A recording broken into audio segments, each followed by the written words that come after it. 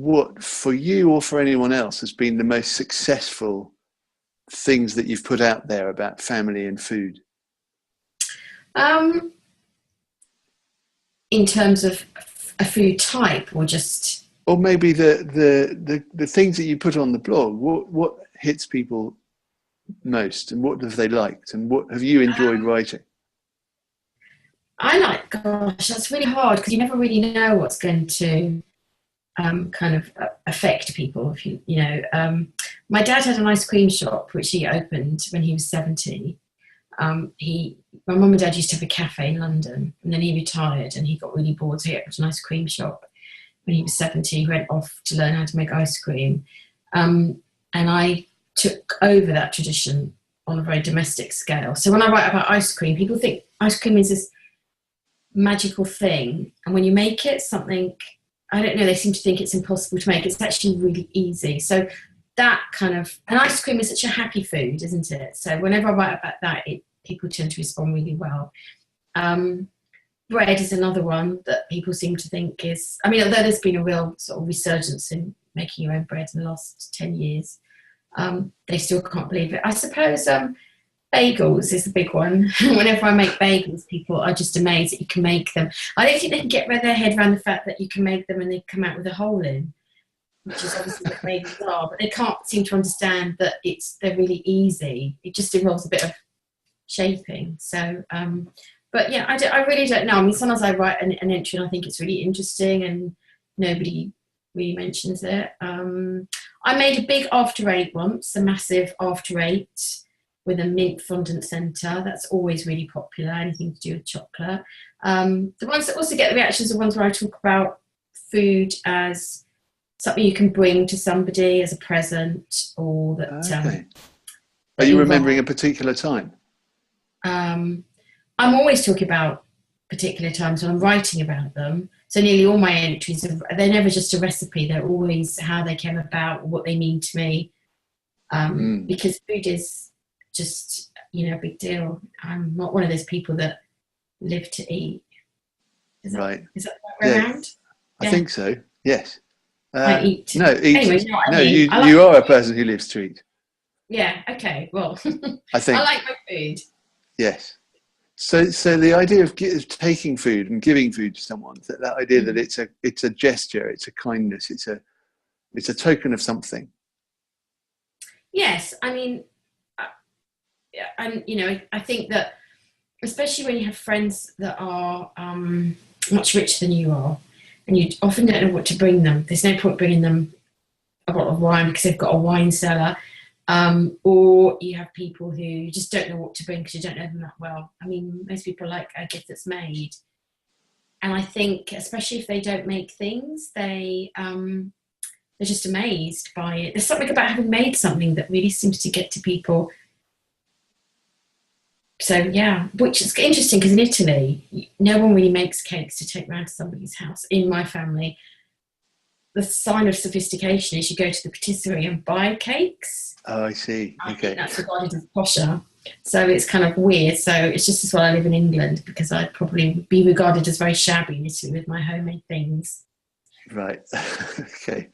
Great. What's it like having a blog of that sort? Do you feel a lot of pressure to, keep on feeding it, or, putting stuff out? No. Not at all. How do you avoid that? I just don't think about it. I'm basically live in my own world anyway, and I still think that everything I write in a newspaper only appears in the copy that I pick up. So I'm always slightly shocked when people say they've read something of mine. I don't know why that is, but I'm just in my own world most of the time. So I never feel any pressure. I write it when I want to, often when I'm on deadline for something that's really difficult. And in fact, food for me, I started making cakes in my mum and dad's shop when I was 7. And looking back, I think that was a way for me to cope with quite a difficult time in my life. And so it's something I could do on my own. It made me feel good. It resulted in something that everyone liked. And I still cook a lot and I still make cakes, but also I realise now that when I'm working on a very difficult piece, I quite often will write a piece for my blog. because that's something I can do to remind me that I can do it when I'm struggling with something that I can't do. Great. If your relatives had to write a piece about you and it had to do with food, what do you think they would write? Well, this is what's so interesting, is that when I was younger, like a child, although I used to make the cakes, it all happened here. And my family's all in Italy, apart from my mum and dad. My dad's dead now, but and my sister. So we have very little family here. So in Italy, everyone thought I was really lazy and undomesticated because I used to rally against, after the meal, all the women get up and all the men stay and play cards. And so I used to stay with the men. So no one in Italy thinks I can cook. So with now the internet, they read things and they're all just like, oh, you can make things and you do things, and they can't quite get their heads around that. So I think if they had to say something about what I could do 5 years ago, they would have said, Annalisa can't make anything, just sits around playing cards. Now probably they'd say she makes really nice cakes. Only because they've seen them on the internet, because I don't cook in Italy. So right, thank you. I asked you beforehand, I don't know if you may or may not have had a chance to think about it, but I wondered if you have, before we end, any suggestions for our viewers about how they could use food as a thing to capture something about their family, whether it's recording a video or making an audio or writing something or taking lots of pictures, anything at all. So more than just the actual eating together, how do you capture it as a thing to remember your family by? Well, like I said, my dad died last year, and I knew that he was on a limited timescale. So there's a couple of things, really. One is I used to take pictures of very ordinary things, which I knew I would miss. So I've got a picture of him with chestnuts, because he always picked chestnuts, which he used to pick from the Royal Parks, which I'm not allowed to do. But he did, because he used to know all the policemen, having had a cafe. And so I would take very ordinary little snapshots of my mother sort of stirring the minestrone, and my dad peeling the chestnuts, things like that. And actually, they've been a huge comfort to me. So that's one thing I would say, the real ordinary thing. One of the things that worries me with my mum is I think there's going to come a time when I no longer have some of her minestrone in the freezer or her food. It's a finite source. And the annoying thing I think about people who are in their 70s, 80s, is they maybe didn't write things down. My mother never wrote anything down, either did my grandmother. So I try and watch her, but I still think she sneaks something secret in when I'm not looking, because she sort of does this magical thing with very few ingredients.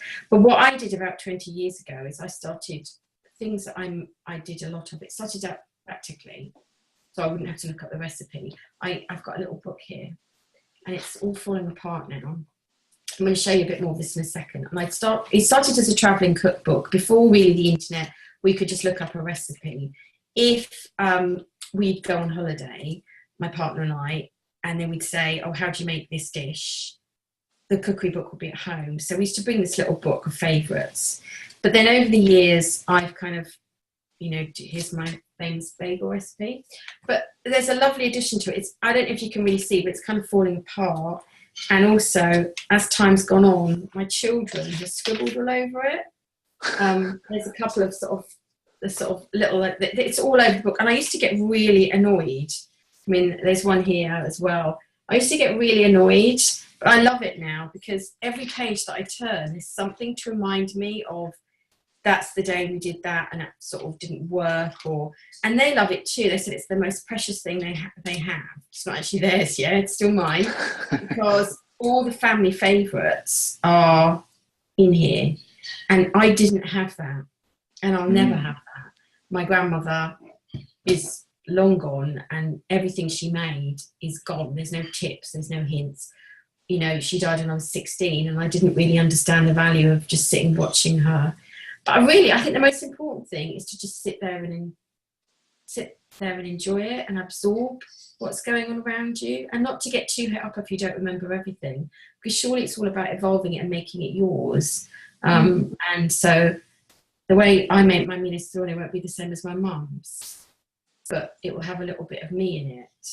So a kind of weird mixture of kind of holding on to those memories, but not being too fetishistic about it, and making them yours. But because I think when people die, food is quite often what they go back to. You know, you talked about the breakfast thing. It's quite often the time that people sit together, maybe the only time. And it seems to be really, really important. So I think kind of if you know what you're going to miss, you know, if your dad makes something amazing, anticipate the fact that he may not always be there. So if you want to know, make it with him one day so you'll have a memory and a recipe. So that's brilliant. That's so obvious, but so brilliant. Make it with him. Like, not just try to work it out on my own in a room or sort of watch, but actually make it with him. And also, much as like I love my blog and I love the fact that I use it all the time to look at recipes, I'm really glad I've got something on paper because it's touched by my hand. There's things that we've spilt. There's pages that have stuck together that I've then torn. You know, there's a little bit here where I've written out spellings if my children have said something and I've said, oh, this is how you spell it. And just looking at it immediately reminds me of that day. So for me, this is so much more than a recipe book. You know, I've got little notes. And like I said, all the way through it's got scribblings. So I would really, really recommend you get a nice hardbacked exercise book and start writing down family recipes and really let it get mucky and let your children, if you have it, or whoever's in your family, dog, I don't know, just kind of, you know, be part of it. And although it's really nice to have it all pristine, when it starts to get a mark of family life on it, I just think this is so precious. My children have said there's a fire, this is what they'd say. I have to tell them repeatedly, if there's a fire, get out the house. So there you go. That's so brilliant. Thank you so much.